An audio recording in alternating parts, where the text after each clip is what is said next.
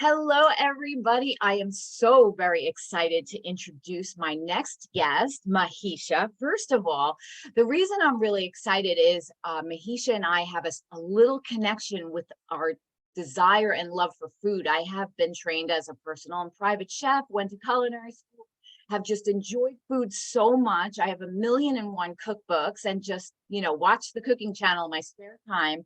And so when I first got the pleasure of being introduced to Mahesha and learning about her passion for food and the fact that she has created an absolutely gorgeous cookbook, I could not wait to bring this interview to you. So this is such a great story for all women business owners, especially those of you that also have that creative side to you, and maybe even a deep love for food and eating and all the good things. So without further ado, I will pass over the camera now. And Mahesha, can you please introduce yourself? Tell us about your business, your background, your passion, your big why. And also in the beginning, I always like for you to please offer your website where people can find you directly. So I'll go ahead and let you share some of your backstory, and you will all enjoy this interview. It's going to be wonderful. By the way, this is the beautiful book. Okay, it is gorgeous. I have tried a couple of the recipes already. Absolutely fabulous. But she will tell you more about that in a few minutes. So over to you now. Hi, Tamara. Hi, everyone. So very excited to be here. Thank you for having me. My pleasure. Yeah, my name is Mahesha Rice, and back in 2019, when lockdown happened, things kind of changed for me, I think, like it did for most of us. And I was in a full-time job, and also obviously homeschooling my then probably 7-year-old. I also had a toddler running around, and it was very manic, crazy, and still working from home. And something clicked, and I just thought I wasn't very happy where I was working 9 to 5, and the stress of it all just added. And I thought, I think it's time now that I really, look into doing my own thing. And started thinking a little bit. And I've always, been very, very fond of cooking and sharing my experience and my spices and all of that with my friends and family. And I love, socializing, hosting, and having people around. And this kind of came to me. And so I started looking, and just to give a bit more background before that, I'm originally from Sri Lanka. This is where I was born. I left Sri Lanka when I was 8 years old. I grew up in France, and now I live in the UK. It's been about 20 years that I'm here, but the background of Sri Lanka has never left me. I've always been very fond of my country. I visit there every couple of years. I still have family there. And so Sri Lankan cooking has always been in my life growing up from a child to today. So this is where obviously my passion for Sri Lankan food came. And then I started looking into spices and things while I was doing my research during lockdown. And lucky enough, I came across this couple in Sri Lanka who also, works with spices and help people export them, things like this. And we connected through lockdown, and I thought this must be a sign. Things just kind of got together at the right time. So that's how the whole thing started. Rice's Bliss, my company. So the website is ricesbliss.com. And I created this beautiful online spice shop where I sell organic. These are my packaging, just to give you a little overview. But these are, they're all on my spice shop, and I've got a collection of curry blends and spices like turmeric, chili powder, and cinnamon, things like this that I sell. They're all organic, they're gluten-free, also obviously vegetarian and vegan friendly. The most exciting thing, I think, a couple of months ago, I launched these curry kits. So at the moment, I've got 3 of them: a chicken curry, a dal curry, and a jackfruit curry. But the good thing about these is that everything is ready, measured, all the spices are mixed together. And when you open them, you have in there this card, which has a list of shopping for you to do, maybe things that you already have in your cupboard. And then obviously you've got the spice kit in there with step-by-step to follow. And this is the spices that's in there, including the curry leaves and everything that people normally struggle to kind of find. So everything is in there. All you need to do is cut your fresh ingredients, pour the spices, and you've got an amazing curry. But if you buy these spices, you know, you have to kind of measure it, and some people don't like that. And my goal really is to show people that cooking from scratch is not that hard. People seem to think, especially curries, you know, most recipe books these days come with hundreds of ingredients, and then you have to kind of store in your cupboards and then you never use them. Rather than doing that, everything here is in the pack, and you pour that and you've got a beautiful curry. But you mentioned my book, so I'll quickly show that too. I've got the one you've got is the hardcover. This is the soft cover. Yes, beautiful. And they are available on Amazon all over the world. And again, these recipes only have very few ingredients, so I'm trying to make them as easy and simple, like, you know, the title says. But and all the ingredients can be bought in most supermarkets. The curry blends, obviously Sri Lankan curry blends, you can't find them all over the world yet, unfortunately, but they're all available on my website. And yeah, the recipes are very, very simple, very easy to follow. And I just want to show everyone that cooking from scratch, healthy, organic, natural meals are really easy and simple, and you just need to give it a go. So yeah, that's a bit. I love this. And I love the fact also that I think we all appreciate supporting the local artisans, local farmers, the local shops, and so forth. And what you're doing by offering these beautiful spices from your home country is you're also helping other business owners. So it's sort of that whole pay it forward possibility. And it's great for the consumer because they get these unique spices. Like you said, you can find the spices pretty much everywhere, but not specifically from your home country. And I think that this is just lovely. And you're absolutely correct. Sometimes we look at the recipes in certain, you know, cookbooks or whatever, and they're a laundry list long, and they're a wonderful recipe. However, by the time you purchase everything and maybe you use it once or twice and then it expires, it does sort of make you feel like, oh, bummer, that expired and I didn't use it all. And I like the idea of the packets because in the end, they're probably very much more friendly to your budget because it's specific to the recipe. You use it, it's taken care of. And when you're ready to make it again, you can just go ahead on your website and order another package. And I love that concept if it's a type of recipe that you're not doing so often, but you really want to try.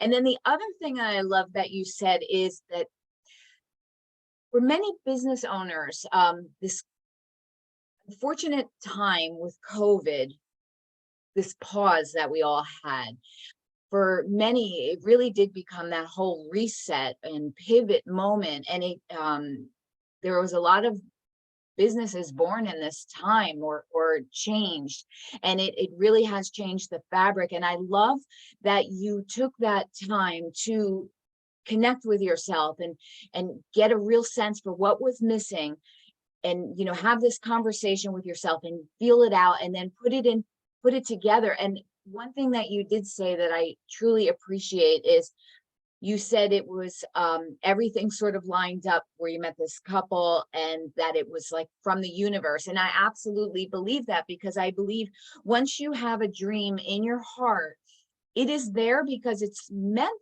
to come to fruition. It's not just there for fun or to play with your emotions and never happen. If it's really meant to be, it will happen, and the things will line up. The timing sometimes is different, you know, when it shows up, or maybe even how it shows up. But in almost every case of every person that I've ever talked to, when there is that desire for that dream, it happens. And this is one of the messages that I would like all you women to again hear it with Mahesha's story. She's saying it too. She had the dream, she had the feeling, and then things started to come to her and it started to develop out. So if you are having a new dream, if you're in the middle of your dream, just trust the process. You wouldn't have the dream if it wasn't meant to happen. So just wanted to point that out. And I love your story. I love your story and the ability to find your creative voice and put it together. And so what I'd like to do is ask you a little bit more about your business with some great questions coming up. So let's see. Ooh, la, la, la. If you could only choose one answer, what is the number way that building your business has enriched your life? And why would you encourage other women to pursue building their own businesses as a form of self-discovery and especially self-empowerment? Okay. So can you repeat the first bit of the question? Sorry. Absolutely. If you could only choose one answer, what is the number one way that building your business has enriched your life? And then why would you encourage other women to do it? Yes, definitely. So for me, I think the first bit that I explained around lockdown and how stressful things got for me is the main thing. My family is everything to me. I have two children. My daughter is now 9 and my son is 4.5, starting school in September. So for me, spending time with them and having my freedom around that is probably my number one priority. And most of us working full-time 9 to 5, unfortunately, takes a lot of that time away. So my kids are only at school until 3 o'clock. I pick them up at 3 and then we come home, it's about 3:30. And after that, I have to go back to work and, and they're kind of left to get on with their lives. And I found that very, very sad. So I wanted to find something where I can work my own hours and be more available as a mother to my children. So that's basically how things changed. I try, I try, if it is a business and it takes a lot of my time, I'm not saying, it's just, I'm not there yet anyway, where I can just let things happen in the background and I can just sit and enjoy my life all the time. But the good thing is that, yes, it is stressful sometimes and it does get hard, but it's also my passion. So I do it without feeling like it's a chore. So when I am stressed, I just remind myself, this is what I want to do. There's also so much good in there. And most of it is the fact that I can spend as much time as I want with my children. So that's probably the number one thing. And how it changed is that now I can, have as much time as I want to spend with my children and do things at home. Also, I like to spend a lot of time on my mental health, on my growth. So I take a lot of time to do things like that, even just simply reading a book or sitting down and meditating for a little bit. And, all this stuff that I do on myself, I didn't have the time to do it when I was constantly working 9 to 5. And 9 to 5 doesn't actually mean 9 to 5. And I remember some days where I will never switch off or I put the kids to bed and then I'll come back. And then I'll switch my laptop back on. And I think I've been also working from home for quite a long time. And I think people are like, oh, you're working from home. How lucky are you? Yes, I am lucky. There's a lot of good things around that. But also the fact that when you work from home, you don't always switch off. It's not like you close the door and you walk out because your laptop and everything's at home. You are constantly, attracted to it and you keep working. And I just wanted to have the right balance in my life. And I think doing what I do is probably the best way to do it. And to anyone else who want to, if you have this dream in your head and if you want more freedom and if you want your independence and you have an idea, which is maybe just a tiny little thing in your head at the moment, explore it, go for it, go get your dreams, because what's the worst that can happen? That it doesn't work out? Fine, you'll have another idea, but at least you would have tried and you have no regrets because you would have given it your best. And if I could change anything with the business, is the fact that I didn't start any sooner, that I didn't believe in me any sooner.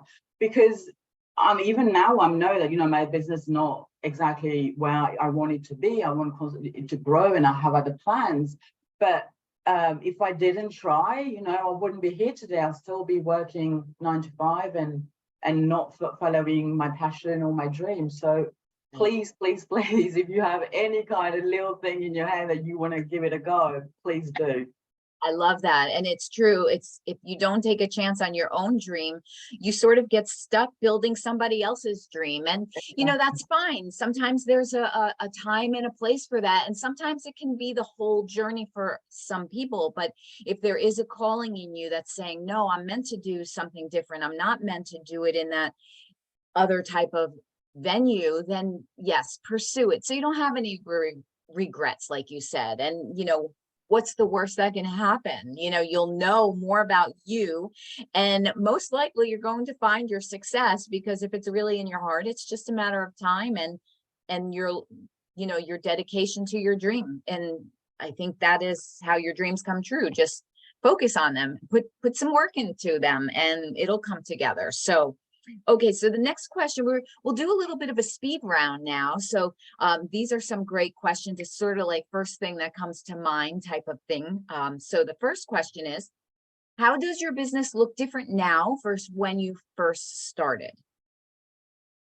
Well, when I first started it, I had no idea where I was going. I just wanted to put, things into practice and give it a go. But when I first started, the first thing I did was to create my website.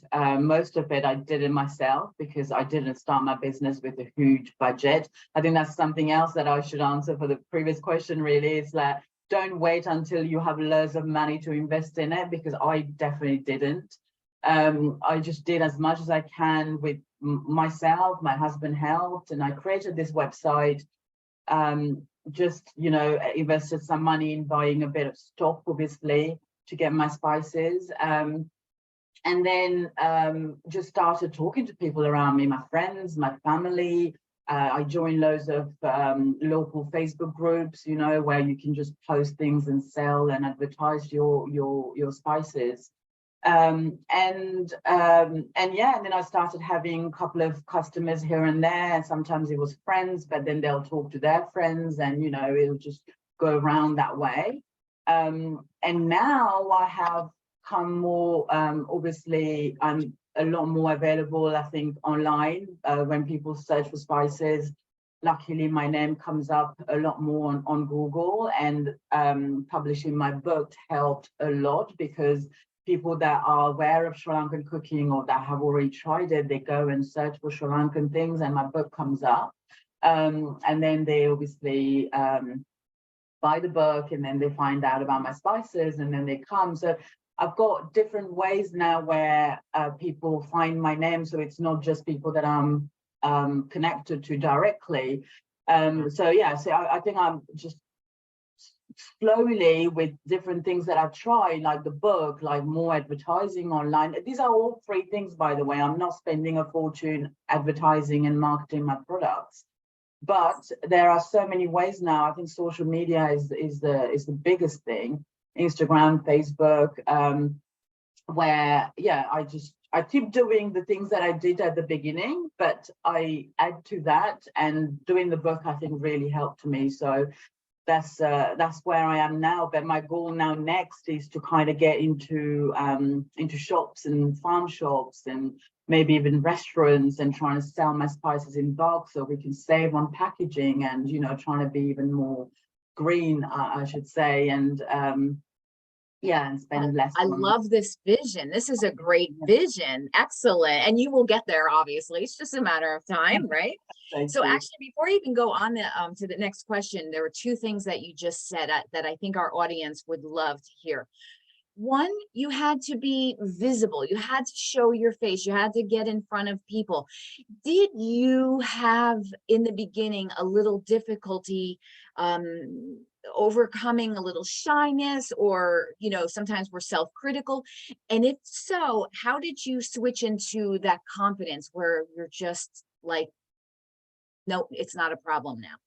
Because a lot of women do struggle with this. And that's, I always like to get some tips from those, because I think we're all there initially. We're all like a little bit panicked about the idea of being visible. I'm going to be honest. I mean, I haven't got over that. I'm still very, I'm still very much there. Even doing this interview, I felt so nervous. And every time I want to pick up the phone, or I want to walk into a shop or anywhere and talk to someone about my spices, I get very nervous and I think, oh my gosh, what am I doing? What if they say no? But if they say no, they say no. Well, how am I going to, if I don't ask, I will never get yes either. So I really, I don't know if you follow Mel Robbins at all, but she has some amazing books, and she's someone that I've been following for quite a while. And she's got this 5-second rule that she talks about a lot. Yes.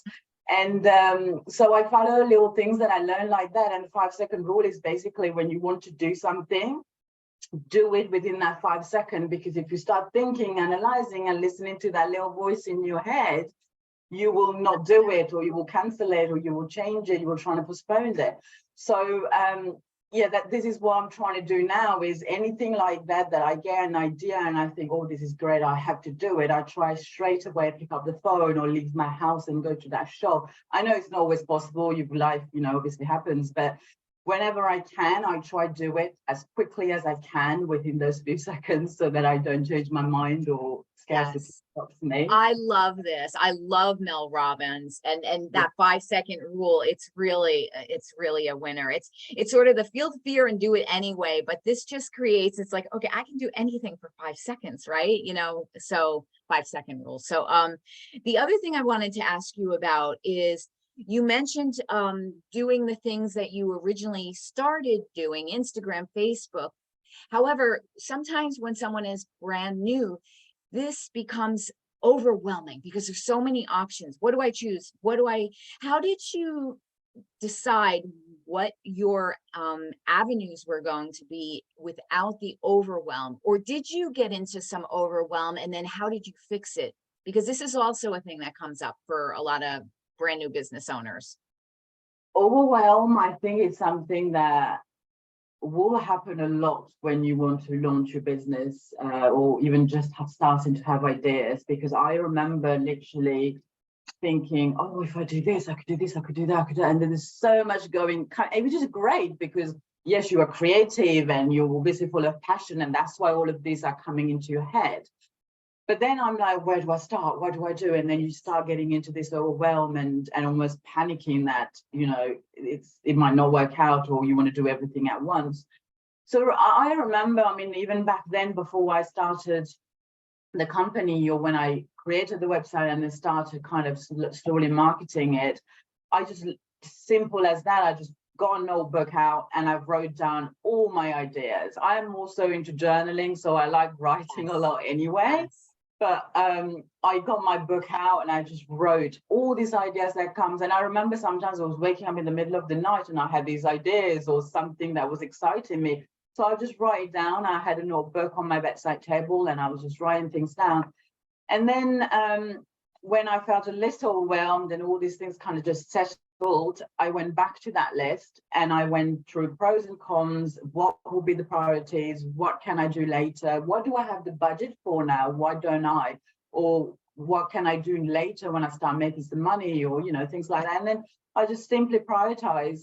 And with social media, it was so simple for me. I just said, I'm going to do anything that I can find that's free, because that's not where I wanted the budget to go in. So joining things like groups and doing, posts on Instagram or stories, or going live and just showing my face a little bit, which again, I wasn't comfortable with, but I thought it was the best thing to do at the moment. So anything like that was free. And that was easy for me to do from home without having to invest a lot of money into even buying gadgets and things. I just did that. So did you find like one of the things that you started with, one of the tools, better than another? Like, if you had to choose just one, which one served you best in the beginning? Was it Facebook? Was it Instagram? Was it private groups? So there's a couple of things here. Both platforms are good for different things. I think like Facebook is good for things like joining free groups, local groups especially. And I mean, local doesn't have to be just your little town, but like the county, you can think a little bit bigger. And now I go all over England, but you can just join these groups and then post, introduce yourself, show your products. Not go and spam there because people hate that too. But, you know, once a week, maybe twice a week, just show your products and talk about them and introduce them, but not just trying to sell. I think the main point here is that you show people how you can genuinely help them. And I think that's very important. Like with my book, yes, of course, I want to sell my book, but I'm not trying to say, buy my book, buy my book. I'm trying to show you that this book can really help you if you hate cooking, if you want to get into cooking, if you want to start cooking with fresh ingredients and, you know, do things yourself. This is how I can help. And then there's Instagram. Instagram is great to show your face a bit more and really become more personal with your future potential customers. And I like things like the reels are amazing because you show like literally 30 to 60 seconds of your face and you give them something important, something to help them, but help yourself too. And then going live, I think even on Facebook it works, but I found for me Instagram lives were better. But again, it's really learning your audience and learning when are they online the most, when do they comment, like your post, and then you get all of that on Instagram anyway. You can look at your stats and it shows. So learn about your account, learn about your audience, and then post and do these things at the right time. But this all takes time. It's not always happening overnight. It took definitely a long time for me, but yeah, give that interest and really research your audience and follow what they want, what they like. I love that. And now that you have sort of figured, I have a bunch of questions, but I'm very interested in this.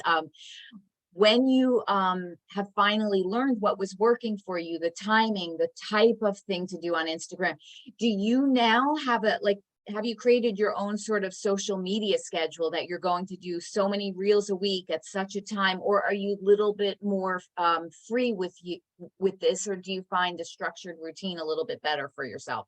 So that is something that I actually got overwhelmed with because I was kind of forcing myself to post on a regular basis and doing so many reels and so many posts. And I also have two accounts there. I've got my personal Instagram account, and then I've got the Rice's Bliss Instagram account, and then it became two accounts to manage. And, you know, it takes a lot of time and you need to be very creative. And sometimes you're just tired and nothing comes up, you know. So now I've taken that stress out of me, and I just thought, you know what, I'm going to I post quite a few stories to show that the accounts are live and they are being, you know, posted and things like that. But I also don't force myself to post on a regular basis. I just tell myself when the ideas come, when I feel creative, when I have actually something useful for myself, but also most definitely useful for my audience, that's when I'm going to post. And I also use both my accounts, where if it is really something into the spice world or cooking, then I'll post on my Rice's Bliss account. But then I do like to be more real with my audience and really show this is just my normal life, you know, a mom having fun with kids, or a wife going out with her husband and spending some quality time with him, or when I cook, you know, what are the things that I do that I sometimes more than the eating bit, you know, I actually enjoy the cooking. So I want to share little things like this, and then other things that I do in my life, as like all the mental health work, self-growth work that I do, and how, you know, writing my book and bits from there, and sharing things that people have told me after they bought my spices in my books or reviews or anything like this. I share it, but these things, I let them come to me on a daily, weekly basis, and I share them as they come. But I think overwhelming yourself with it, saying I have to post so many times on social media, otherwise my account's not going to grow or people are not going to be interested. There might be some truth behind it, but I don't really want to know because I'm just going to stress about it. What's the point? And I think business like this, I mean, you really have to learn to enjoy it and stress is all around us all the time. So why create yourself more of it, you know? I love this answer so much. It's huge because this is what happens to all of us. We take these great courses that teach us many things, and they're all valid and beautiful. And then we say, okay, well, we have to sort of be like a factory, you know, and but we created our business most likely from pure joy, inspiration, and the thing. And then now we're trying to box it and put, you know, boundaries and force things. And I love, because again, I have gone through this, and I know many women as well. I love that you allowed yourself to listen to yourself, and then you realize, this is my joy business. Why do I want to not have it create joy? And I definitely agree with you. When inspiration fills you, and especially if you're doing meditation and journaling, it's going to come often for you. And I love this idea. I wholeheartedly believe in it. I think that you know, maybe there's a little bit of systems and structures that are necessary, but the majority, you know, maybe it's that 80-20 rule. Let it be inspired action, because people will resonate with inspired action. And I love, you know, because I've seen your recent reels and your pictures with your hubby out and your kids in the backyard, and it's adorable. And this is the very important, that relatability. We're just real people, and it's progress, not perfection. And rejection is redirection. So like you said before earlier, like if someone says no to you, okay, thank you, you know, it's a redirection. It's okay. It doesn't have to be so tightly wound and structured and rigid.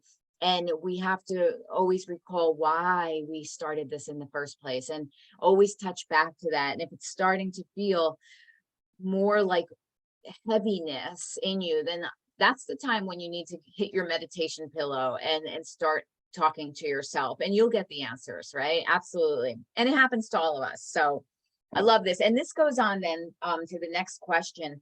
What empowering routines, what I like to call wealthy woman habits, do you follow each day? Like, what, now this might be structured, or it might also be inspired, but what are some of the wealthy? I know you mentioned journaling and meditating, so I already have an idea of where you're going to go with this, but is there something that you do, rituals every day? Yes. So meditation is, I'm not pro at it, no one, I think, but I do like to meditate daily. Sometimes I only have time for 5 minutes of meditation, but then that's what it is. But if I can do longer, I try to do longer. Journaling is something that literally changed my life. I like to journal first thing in the morning, most of the time. Sometimes I do it before going to bed. And journaling isn't just about writing the good things. And, you know, I literally write every piece of bad things that's happening in my head, all the negative. And because what helps is that when I do write all these negative things down, I don't talk about it all the time, and I don't, you know, lay it out on other people. And it helps me so much to clear my head. So yeah, journaling, I highly recommend it to anyone. There are other things that I do, like affirmations, mantras, you know, repeating yourself affirmations all the time, especially when you feel low. I try, whatever, if I'm stressed, you know, I try repeating myself things like I'm happy, I'm content, I'm confident, and things. And I actually get my children to do this in front of the mirror every day before bed now. They've got a few, you know, about 10 affirmations written that I've put on the mirror, and every day before bed, my daughter will read it, and then my son repeats it every day, and they actually love it now. I love this. I mean, this is more important than brushing your teeth before bed, right? I mean, this is such great training. You are setting your children up for how to come into this grown-up world later with a stable foundation of how to really get to know yourself and be in touch with yourself and believe in yourself and rely on your own self if you know, don't have always the support system around you. That's fantastic. I love this. Okay, what was one of the biggest challenges that you had to overcome when you were first growing your business? Like, if there was one big challenge, what was it, and how did you overcome it? It's all the negative chit chats around you, I think, because no one will ever believe in your business as much as you do. No one will ever. And I had all these dreams and full of passion and, everything that I wanted to create in my head. And people, when you talk to people, they will all come as, yes, but, what if this happens, what if this goes wrong, why if your investment is all wasted and you don't make any money, and what if.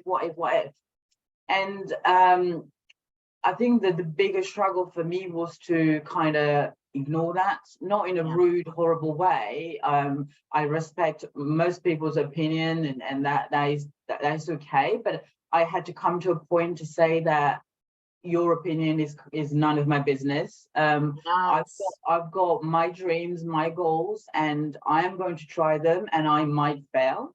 Most probably will fail in certain things, and that's okay. And that's how I'm going to learn and move forward.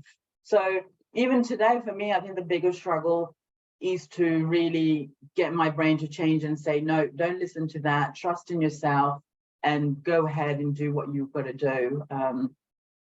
Yeah, I say that's definitely the biggest struggle. Beautiful answer. That is spot on. Perfection. You can't even make that a better answer. It's perfect. I love it. And I think that we kind of already covered this. Do you agree that mindset is more important than systems and strategies? And yeah, I mean, I think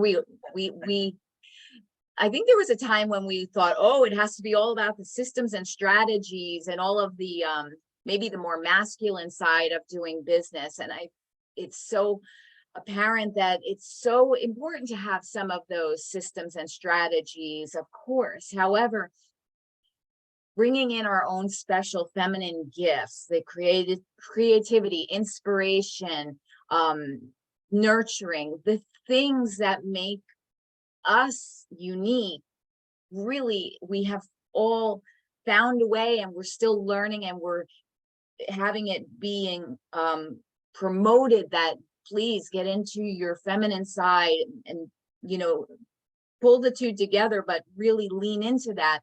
And this was not always the case. We remember back in the day, Melanie Griffin, was it, in Working Girl, and the big shoulder pads and trying to be the man and the whole 9 yards. And there was really a time in life when that was all about that. And I just love this new evolution that women are now experiencing. I think it's one of the greatest times in the world for women business owners. It's as if everything is lined up for our taking to make our dreams come true, not without hard work or joyful work, focused work. I actually don't like the word hard work because I don't believe in that. Passionate work.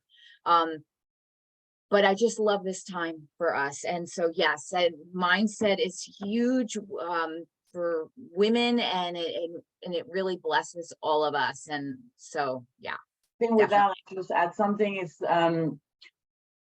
like I mentioned a few times now, I do a lot of work on my mindset and my mental health, but that doesn't mean that, that I'm unshakable, unbreakable, that I'm always, super strong, and I'm nowhere near that at all. That I just want to be real here, because people don't always show that side of you. And I definitely have meltdowns where I completely crash and I don't want to do any of this mental health work, but it's important to push yourself through it. I recently went through a little bit of a meltdown. I had some memories from my childhood come back. I went on a holiday and I got triggered, and then I came back and I felt like my cup was just empty. I didn't have the time to fill it up. I've been helping everyone else, and I came back and I just thought, oh my gosh, I'm in this dark hole.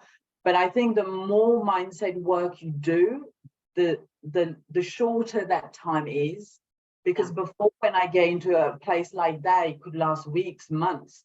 But when you do all that mindset work, the best thing is that you are aware of what's triggering you, you are aware of your emotions, and therefore, straight away, okay, I need to do something right now before I go too low.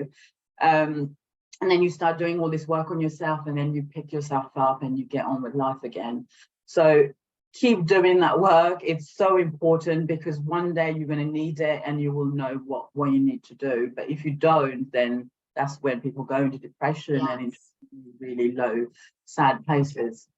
I love this because you build your own tool chest, Yeah. things that, and you don't know it always right away. Sometimes you have to have those, sinking moments, and then your instinct is coming, you're like, this is not right. I need to pull myself out of this, but how? And then you learn the hows, the little things that might make the difference. Buying yourself some flowers, cooking yourself something like comfort food that is, forget about the calories, it doesn't matter, watching reruns of your favorite comedy, something.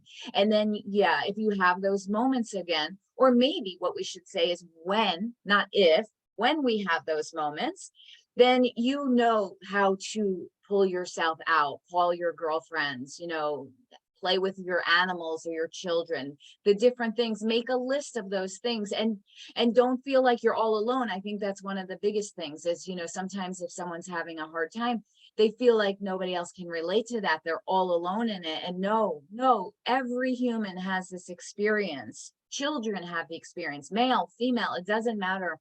And it's very important to allow yourself to have those bad days, but know how to pull yourself out of them.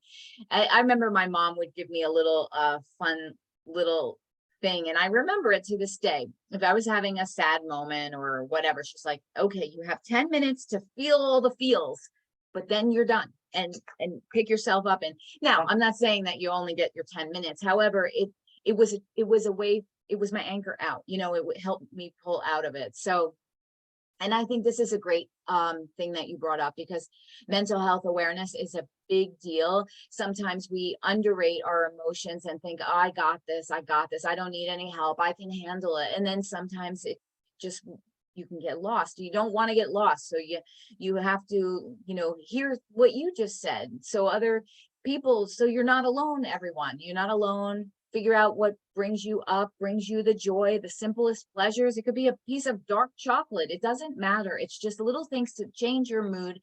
Allow yourself that, yes, we all have triggers, and be able to recognize those triggers when they do happen, and that it's okay. And different triggers for different people, regardless, but you have control of yourself. You have your own power.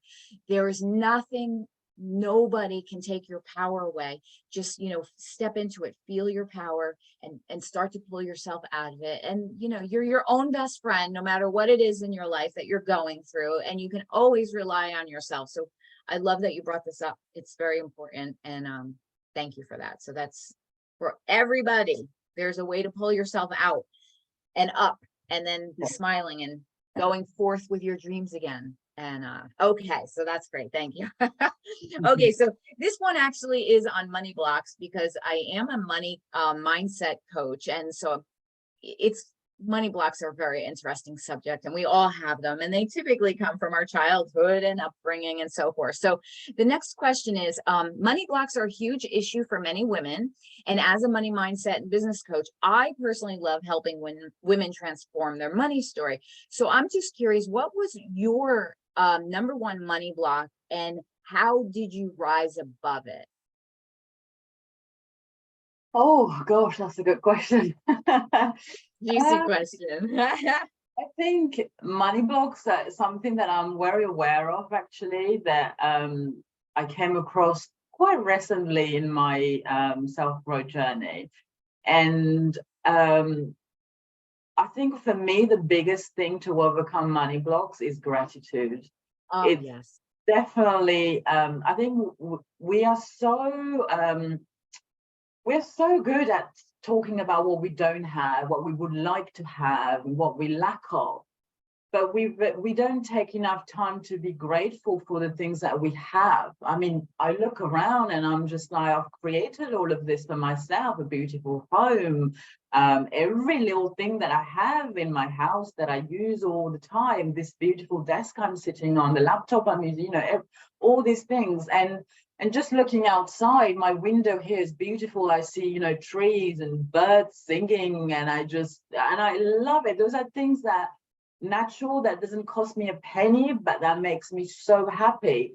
And things like that come to my head sometimes. Oh, I can't afford that, or I can't do that yet. Or I try always turn them around. That comes again to affirmations as well, turning it to, okay, maybe I can't buy it today. Maybe I choose not to spend that money on that today, but I know that I can find ways to buy it. Money is energy, money just goes around. You give, you get it back. And if you don't give, you don't get it back either. So it goes around. And yeah, for me, I think the biggest tool is to be grateful for what you have, appreciate the things that are around you, appreciate the people that are around you, and feel the gratitude like in your body, in every single part of you. Yes. And the more you are grateful for, the more things you will have to be grateful for. So Amen. It's funny because even on my Facebook profile, I have a little emblem. It's all about gratitude. And I absolutely have been living by this. And I forget a long time ago, I remember, if you can't be grateful for what you have, why should you have more then? And basically you have to say, thank you, thank you, thank you. And yeah, this is just really one of the biggest things. And just to touch back, I thought of another thing. I'll show you this book. Have you read this? I mean, look at that. I literally go through this book. It's like a Bible for me. And this book, I love Rhonda Byrne. I've read The Secret. That was one of my first books on the law of attraction. And this book has become my Bible. I've done the whole book, and now sometimes when I'm feeling a bit low or have negative thoughts, I just randomly open a page and I do the task of that day, and it brings your vibrations up so much. Oh, absolutely. Yep, we lost your camera, but you have a beautiful picture. There you go. Absolutely. I have her books too. I mean, yeah. I mean, they're beautiful. So I love that. That's exactly my answer too, is gratitude is always my first thing. So let me just see. So, okay, have you ever had coaching and to help you with your mindset or business growth? And why would you recommend others to hire a coach? I've had a lot of coaching. I've had not just coaching. I started with literally counseling, psychotherapy, because we all have our traumas to deal with, and I definitely have a lot of them.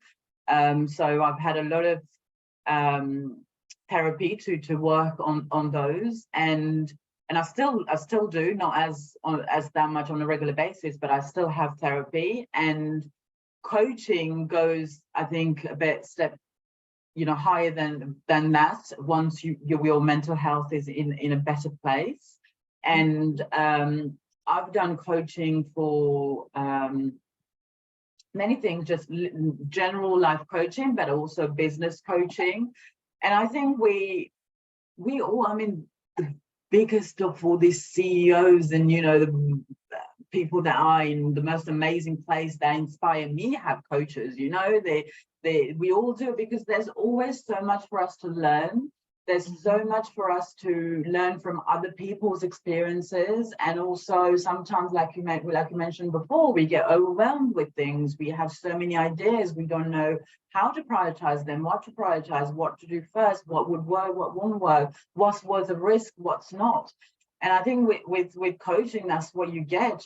These coaches really help you to stay on track. And when you say you're going to do something, they help you to actually do that, because we get scared and I wanted to say no to this interview so many times, but when you get coaching and when you get people that know how to keep you in line, then that's when you know what to prioritize and what to do. And I find that I think it's coaching. Loads of people say, oh, coaching is expensive, I can't afford it. Again, it's not something that you should never say you can't afford something, because you will always find a way if there's something you need. But I think coaching is an investment. It's the same as investing in your business. You invest in a coach because that coach will literally help you get your business where you want to go. And sometimes it might just be that that's not the right business. You need to find something else. But that's what a coach will do. And also, I think the important thing with a coach is that it's another pair of eyes. When it's your business, when it's your little baby, you only see certain ways, certain things, but the coach sees it from the outside world and will give you another set of eyes, like I said. So I find it very important, and I think it's definitely something that we all should consider. I absolutely agree with you, and not because just because I'm a coach. I still get coaching. I have always gotten coaching, and I sometimes think about it, when we look at the Olympics or figure skating, they did it with a coach. They're at that level because they're passionate, but even though they had the passion, they didn't do it on their own. They had coaches and that kept them accountable, told them where they couldn't see for themselves what the coaches could see it from an outside perspective. Like you're saying, sometimes when you're so involved in your own business, you can't see it. And to have those extra eyes to clarify, to make the awareness, the accountability. And I think, these businesses, these are passion projects. And sometimes we think, oh, I should be able to handle it all on my own. I'll figure it out. And yes, maybe this is the case, but it might take you longer. It might confuse you more. You might experience more overwhelm. And sometimes you think, like you said, I can't afford a coach. It might be more that you can't afford not to have a coach, because you'll get there quicker, cleaner, clearer. You have to choose, of course, the right coach and everything like that, but to really help you, especially with the accountability. I mean, that's why even gym memberships have personal trainers. Some of us are able to work out 5 times a week and we just show up and get there. And that's great. But some of us need that assistance. We need that help. We need to understand our body type, what exercise is best for us. And we need someone to hold us accountable. I mean, when you think about it, we all went to elementary school. If teachers said, just show up if you're in the mood to learn, if not, it's okay, come when you, I mean, no, we sort of had our teachers and our systems holding us accountable for those reasons, so that we could learn, so that we can graduate, we can go on to other things. And so sometimes I think, yes, it's important to realize it's okay to ask for help. Don't have to do everything on your own, and it doesn't always have to be expensive, even if it's like you said, you have this great book, sometimes it's just a book that can keep you on track. So just important to, realize that there are different forms of help out there to help you grow in whatever aspect of your life, whether it's relationship or physical or business or, being a better parent, whatever it is. It's always nice to learn and implement. And so, yeah, I love that. I love that idea. So, let's see. I was just curious, what has been your biggest victory or milestone that you have achieved in your business so far? Would it be the writing of your cookbook? Yeah, it's such a great cookbook. Can you show it one more time again so people can see the title and they can go on Amazon and get this? I love this book. It's beautiful. So this is Simple Modern Sri Lankan Cooking with Mahesha Rice. And this book, literally, it's basically what my customers asked for. They said, I love your spices, love the quality and everything about it, but I don't always know how to use them, what to do with them. I do share obviously a few recipes here and now on my blog or on social media and things, but it's nice to have something, I think, all in one place where you can open my spices and pick a recipe and, oh, I'm going to make this today.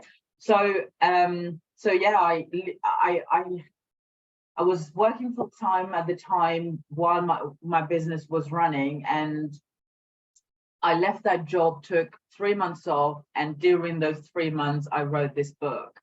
And I cooked and cooked and cooked because I had to get obviously all the ingredients right and measure them, and how much work it takes to put a recipe together. But I took that 3 months, those 3 months to write everything about the spices, the recipes, pick the recipes, because I wanted to make it a book that was available for also vegans. So there's 15 recipes here that are for vegans.